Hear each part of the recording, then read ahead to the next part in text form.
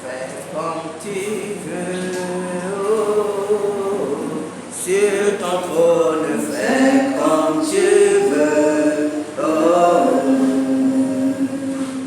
là-haut dans les cieux, oh, sur ton trône, fais comme tu veux, oh, fais comme tu veux.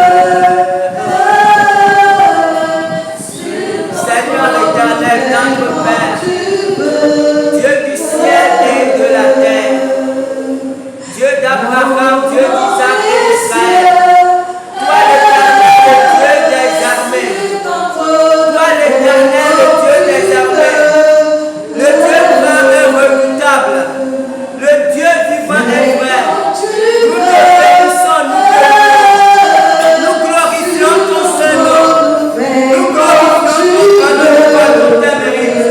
Nous sommes reconnaissants pour ta présence au milieu de nous ce matin. Merci pour ta grâce sur abondance. Parce que là où le péché abonde, ta grâce sur abondance. Dieu du ciel et de la terre. Nous sommes reconnaissants pour ce voici nos pères disposés. Voici nos pères disposés. Parle à ton peuple ce matin. Touche un cœur ce matin. Touche un cœur ce matin. Relève quelqu'un ce matin. Guéris quelqu'un ce matin. Sauve quelqu'un ce matin. Je t'en supplie, roi éternel. Manifeste-toi Dieu du ciel et de la terre.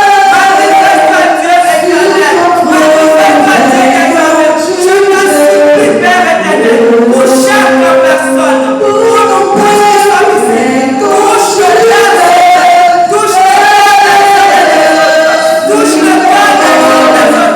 roi du ciel et de la terre, précieux Jésus, à toi la gloire et l'honneur, au nom puissant de Jésus, j'ai prié, amen. Ok. Nous sommes à une semaine de la fin de l'année et je pense que cette année, ce dimanche est un peu différent dans ce sens que nous avons pour habitude d'avoir un message pour l'année prochaine, l'année 2024, une vision pour l'année prochaine, mais ce dimanche, le Saint-Esprit a voulu que nous allions un peu plus vite.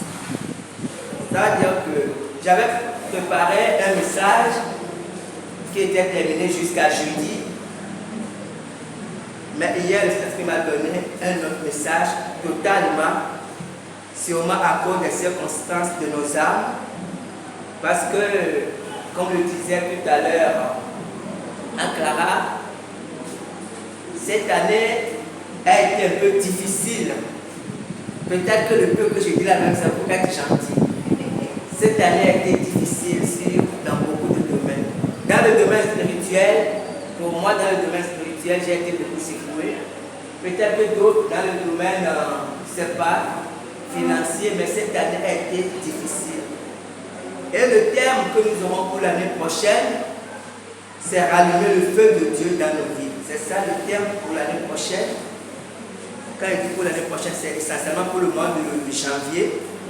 Mais nous allons commencer dès ce dimanche.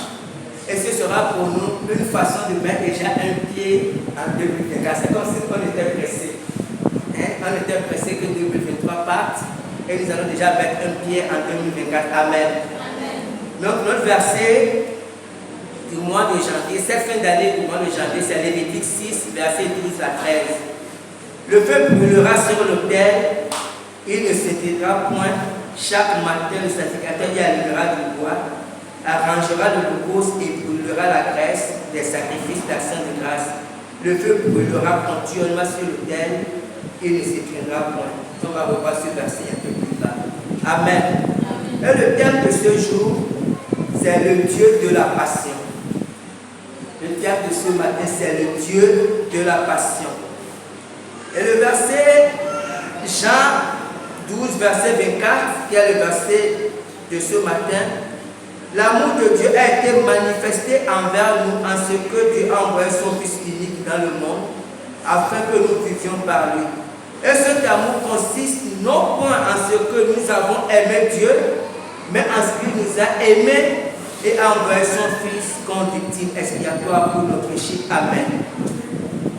Amen. Amen. Ok, on va commencer. Grand 1. Le sacrifice et le feu. Le sacrifice et le feu. Nous allons relire Lévitique qu'on a lu tout à l'heure, mais à partir du verset 8. L'Éternel parla à Moïse et dit: donne cet ordre à Aaron et à ses fils et dit: voici la loi de l'Holocauste. L'Holocauste restera sur le foyer de l'autel toute la nuit et jusqu'au matin. Et le feu brûlera sur l'autel. Le sacrificateur revêtira sa tunique de lin et mettra des caleçons sur sa chair. Il enlèvera la cendre faite par le feu qui aura consumé l'Holocauste sur l'autel. Et il la déposera près de l'autel. Puis il quittera ses vêtements et en mettra d'autres pour porter la cendre hors du camp, dans un lieu pur. Le feu brûlera sur l'autel, il ne s'éteindra point. Chaque matin, le sacrificateur y allumera du bois, arrangera l'Holocauste et brûlera la graisse des sacrifices d'action de grâce. Le feu brûlera continuellement sur l'autel et il ne s'éteindra point. Amen. On voit ici que Dieu, lorsqu'on lit l'Ancien Testament, notamment les 5 premiers livres, comme on dit les livres de Moïse, Dieu donne des instructions claires. Dieu va même juste dans les détails dans ces instructions qu'il donnait à Moïse et à Aaron. Et ici, Dieu a dit que le sacrifice doit rester sur le feu, sur le foyer, toute la nuit jusqu'au matin, et que le feu ne devra jamais s'éteindre. Que le feu doit continuellement, tous les jours, le feu doit continuellement brûler. Et nous savons que ce feu symbolise notre amour pour Dieu. Et le sacrifice, l'Holocauste, nous représente, nous symbolise. Comprenez ici, ce que Dieu dit, c'est que le sacrifice, l'Holocauste doit être totalement consumé. C'est que le feu de Dieu, lorsque Dieu envoie son feu dans notre vie, il faut que ce feu continue à brûler. Mais il peut arriver que, à cause de beaucoup de soucis, ou à cause de notre amour pour le monde, que ce feu s'éteigne. Ou le feu ne s'éteint pas forcément, mais que les flammes diminuent. Et c'est le reproche que Jésus a fait à l'église d'Éphèse dans Apocalypse 2, verset 4. Mais ce que j'ai contre toi, c'est que tu as abandonné ton premier amour. Vous savez, la vie chrétienne, celui qui dira qu'elle est facile est un menteur. Jésus, c'est pour ça que lorsqu'on lit les évangiles, Jésus a été clair avec ses disciples sur beaucoup de choses. Il a dit, ils vous feront la guerre, seulement ils ne vous vaincront pas. Aujourd'hui, nous avons cette grâce de ne plus vivre la persécution, en tout cas dans nos pays démocratiques. De ne plus vivre la persécution, mais ça ne veut pas dire que nous ne faisons pas, nous ne sommes pas dans une guerre. Nous sommes dans une guerre.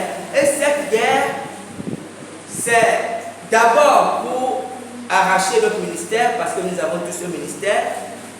Et si certains arrivent à arracher notre ministère, après ils arrachent, ils nous empêchent même d'aller au ciel.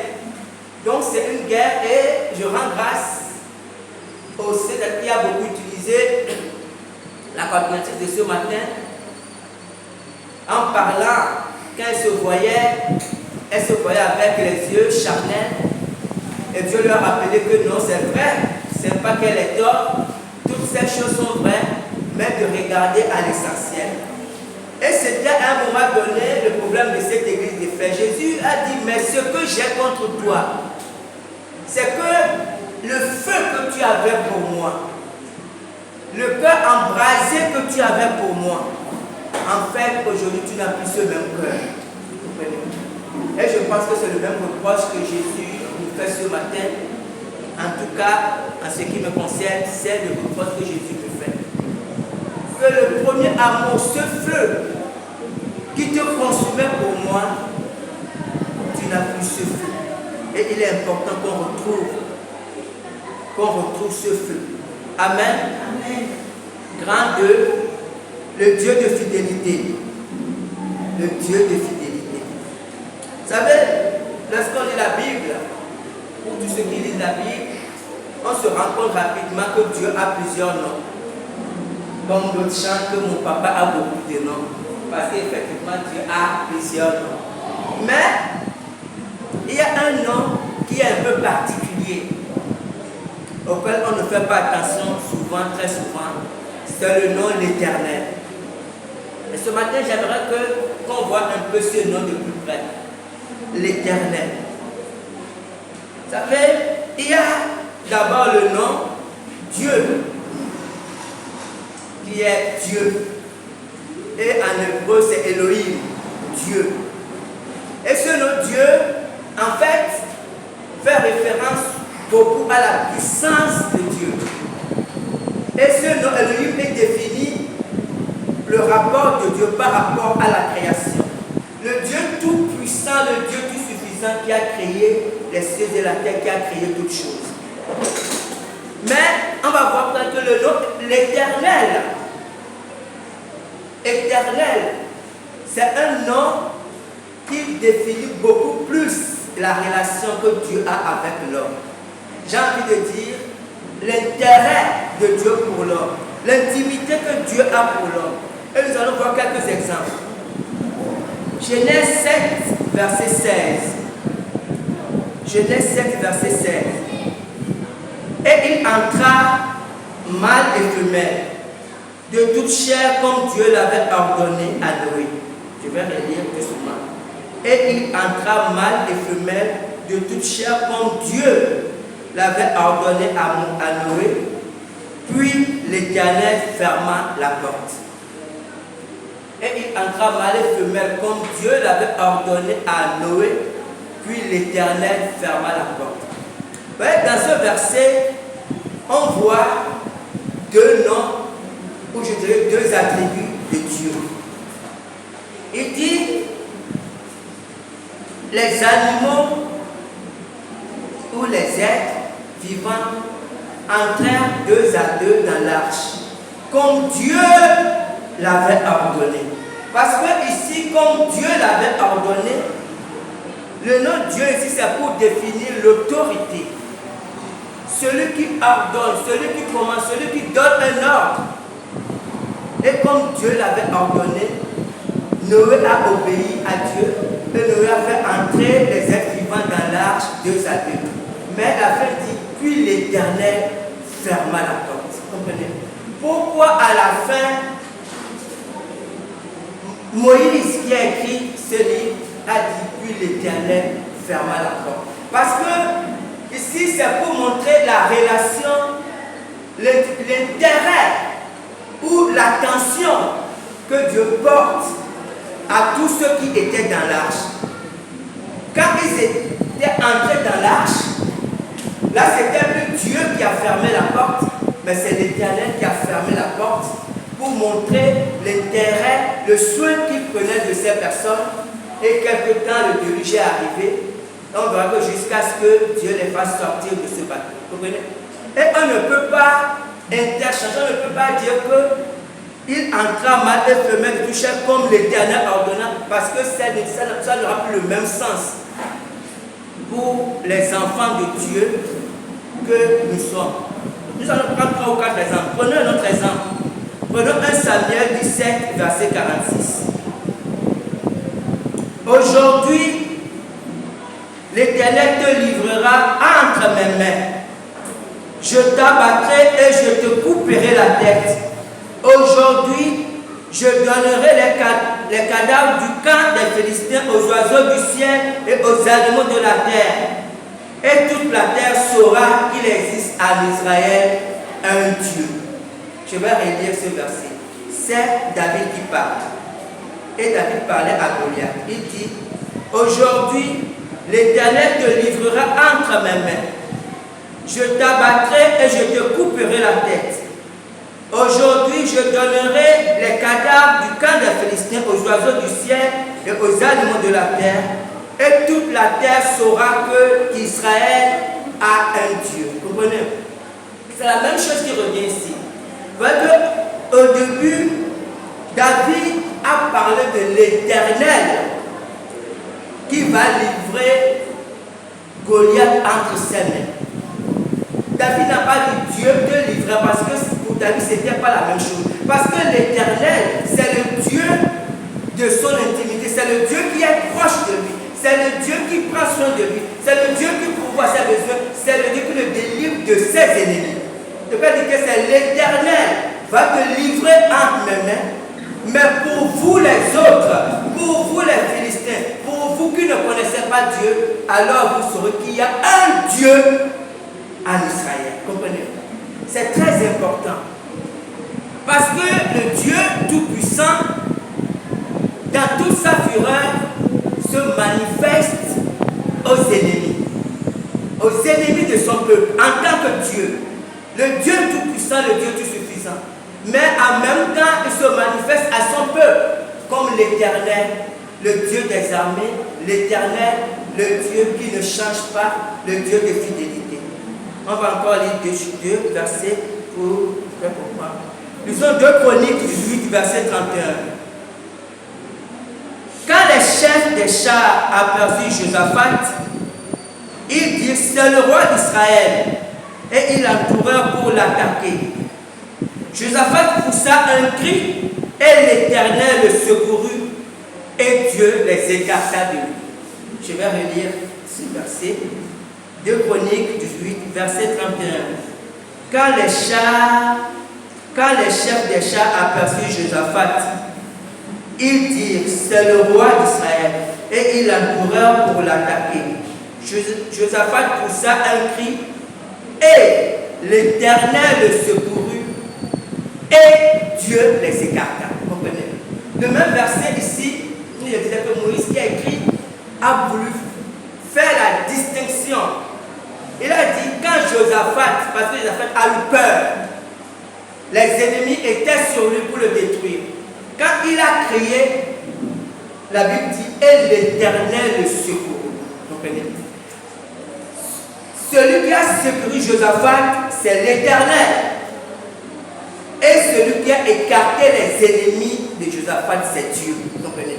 Parce que à chaque fois que Dieu agissait pour le camp adverse, pour nos ennemis, pour ceux qui nous veulent du mal, Dieu se manifeste comme Dieu Tout-Puissant. Mais à chaque fois que Dieu agit pour nous, il se manifeste comme l'Éternel ou comme Jésus. C'est pour ça dans Exode 3, versets 14 à 15. Lisons ça. Dieu dit à Moïse, je suis celui qui suis. Et il ajouta, c'est ainsi que tu répondras aux enfants d'Israël. Celui qui s'appelle je suis m'a envoyé vers vous. Dieu dit encore à Moïse, tu parleras ainsi aux enfants d'Israël.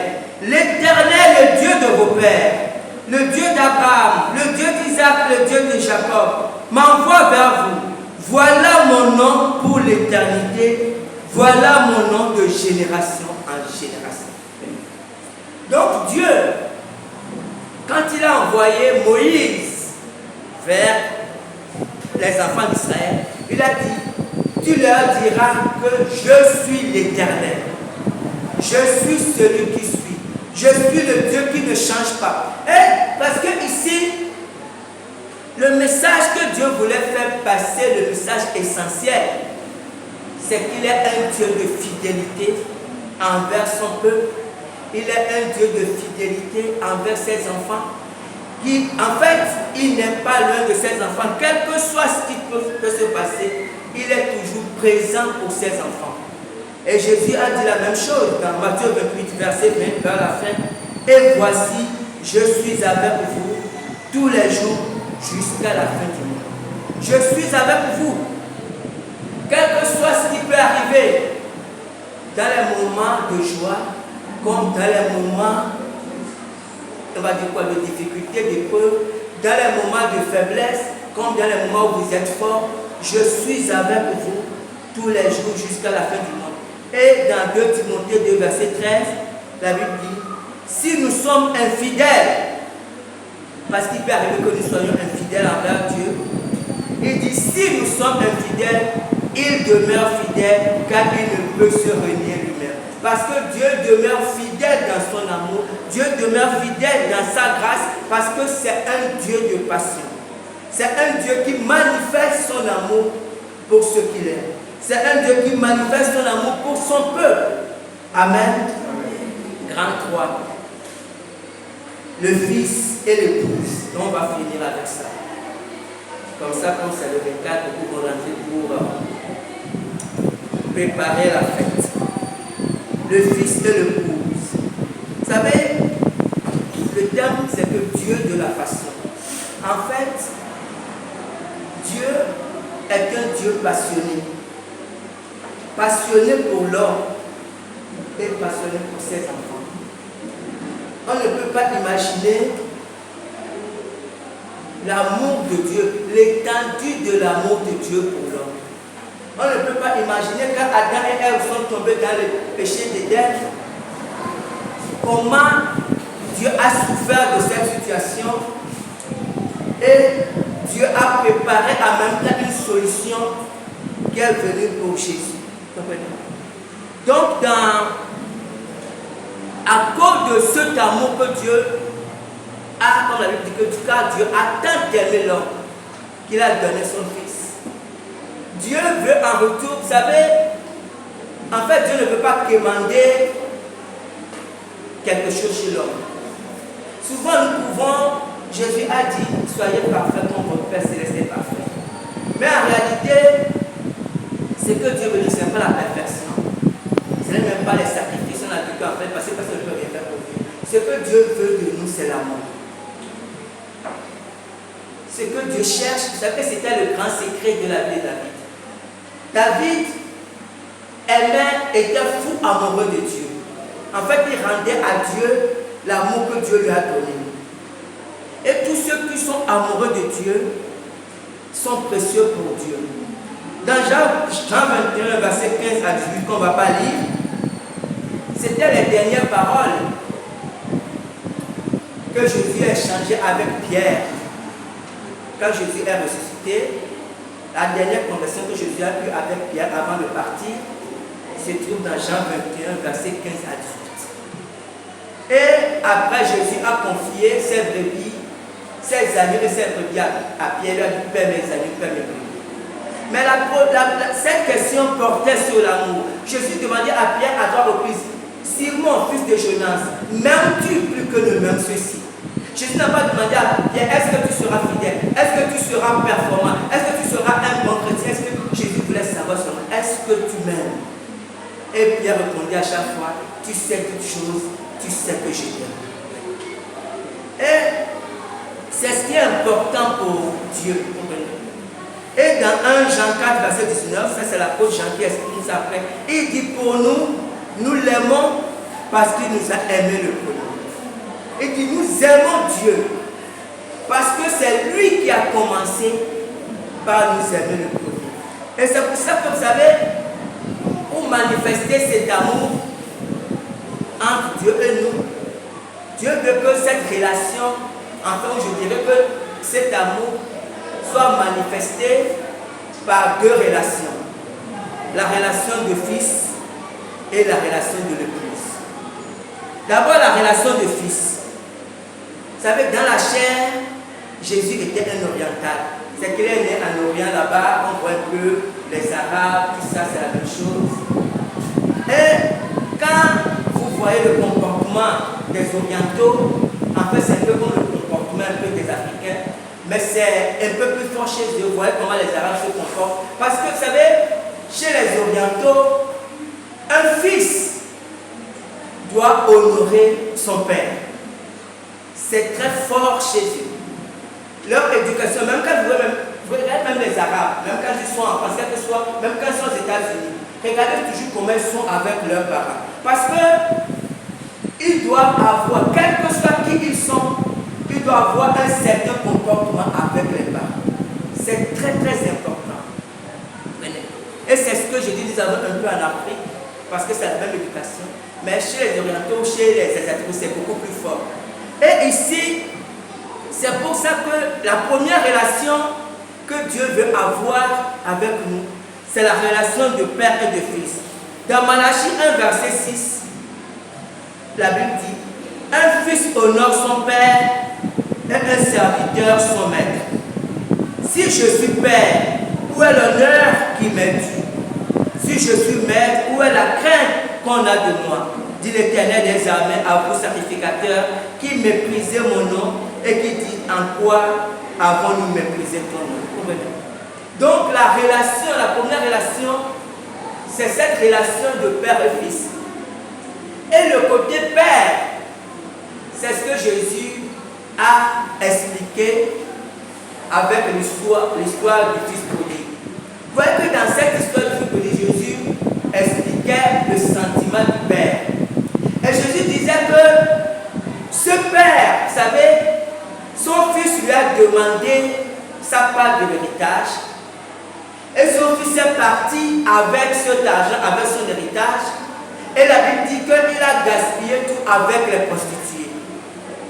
Et à cause de ce comportement, le père avait toutes les raisons du monde de le bannir ou de le renier. Mais je dis que le père, c'était un père en fait qui guettait, vous savez, c'est comme si on voulait schématiser, c'est comme si c'était un père qui chaque matin allait sur la route pour voir si son fils devait revenir. Et un jour, quand il a aperçu son fils de loin, il a couru, il a dit, allez, voici mon fils qui revient, allez, tuez le vôtre. Pourquoi? Parce que Dieu est ce père qui est toujours en train de regarder son fils. Quel que soit ce que le fils a pu faire, en fait, ce qui est important pour Dieu, est-ce que ce fils va prendre conscience pour revenir à la maison? Et lorsque le fils revient à la maison, qu'est-ce que le père fait? Le père tue le veau gras. C'est pour ça que je lui disais à l'église d'Éphèse, mais ce que j'ai contre toi, c'est que tu as perdu ton premier amour. Mais si tu te retrouves, cherche à savoir où tu as perdu ce premier amour. Et si tu retrouves ce premier amour, alors toi et moi, on sera encore en de bons termes. Et la deuxième relation, là, ce n'est pas par rapport à Dieu, parce que par rapport à Dieu, c'est le Fils et le Père. Donc je dis que votre Père sait de quoi vous en avez besoin. Mais par rapport à Jésus, c'est la relation d'époux et d'épouse. Cette relation d'époux et d'épouse, nous les hommes, nous n'aimons pas que ça, parce que des fois, on voit c'est un peu bizarre. Parce que la Bible dit que l'Église est l'épouse de Jésus. Quand il dit d'église, il parle d'hommes et de femmes.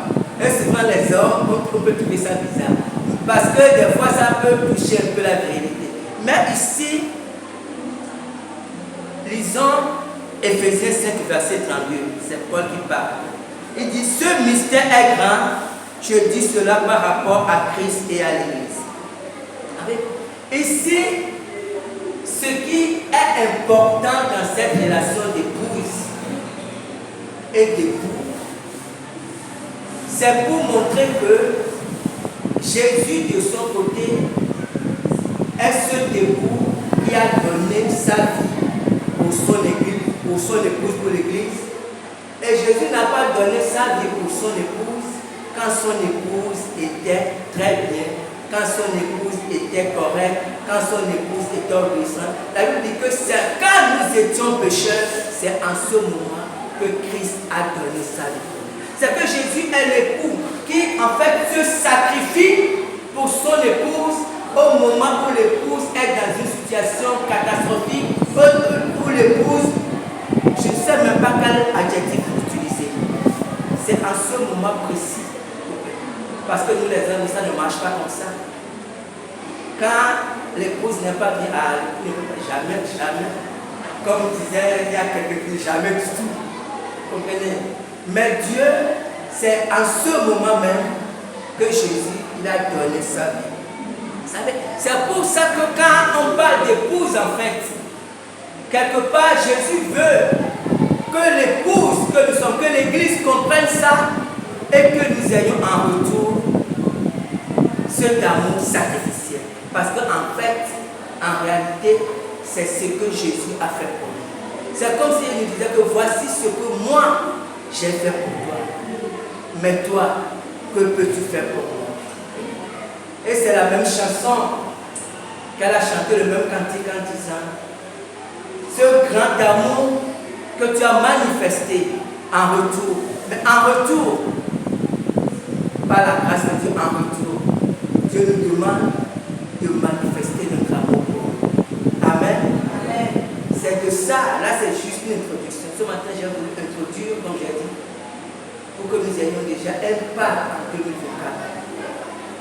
C'est de ça que nous allons parler l'année prochaine avec la grâce de Dieu. Et que Dieu bénisse sa parole. Amen.